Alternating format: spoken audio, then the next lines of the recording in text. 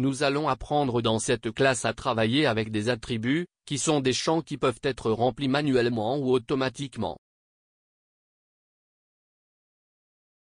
Ces champs sont utiles, par exemple, pour le développement de sous-titres pour la feuille. Car à travers eux, nous pouvons remplir le nom du concepteur et du réviseur, le nom du projet et la date, entre autres champs. Ouvrez le fichier de légende disponible dans cette classe et allons-y à notre étude. Les commandes d'insertion, de configuration et d'édition d'attributs se trouvent dans les panneaux définition de blocs et de blocs de l'onglet Insérer. Nous allons commencer par configurer et entrer les attributs dans notre légende. Pour ce faire, nous activons la commande définir les attributs et, dans la boîte qui s'ouvre, nous configurons l'attribut à entrer.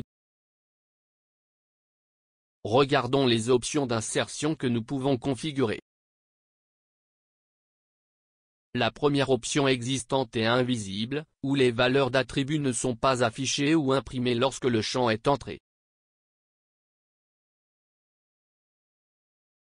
L'option constante permet d'entrer des attributs qui auront leur valeur fixe, c'est-à-dire qui ne seront jamais modifiés dans le projet. L'option Vérifie, lorsqu'elle est activée, permet de vérifier que les champs de l'attribut entré sont corrects. L'option par défaut permet d'insérer un attribut avec une valeur normalisée sans avoir de demande de saisie de données.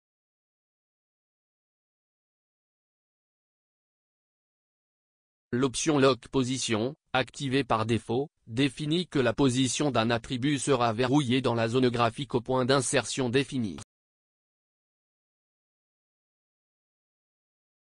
Enfin, l'option Plusieurs lignes définit qu'un attribut peut afficher des informations sur plusieurs lignes, et lorsque cette option est activée. Nous pouvons choisir la limite de largeur pour l'attribut. Insérons, dans le champ titre de légende, un champ constant prédéfini, qui contient le nom du projet, qui est le même nom que le fichier. Nous marquons les options requises et définissons le nom de l'attribut, qui sera le titre du projet, et la valeur par défaut qu'il aura en cliquant sur ce bouton. Une nouvelle boîte s'ouvre, où nous allons définir que la valeur par défaut de ce champ sera le nom du fichier sans son extension.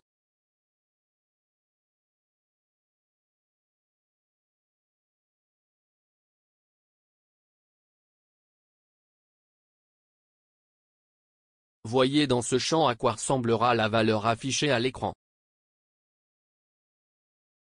Nous confirmons les deux cases et insérons l'attribut dans leur champ de légende respectif.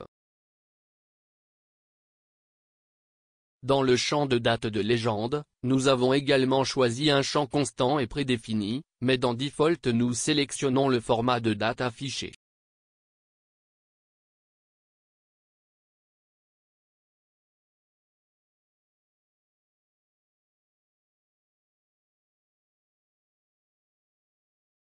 Dans les autres champs, nous allons entrer des attributs dans lesquels il sera nécessaire d'entrer des données, donc en plus du nom de l'attribut, nous allons également entrer la question à poser.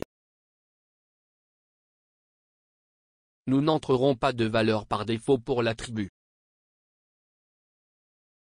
Voyez comment les autres attributs sont insérés.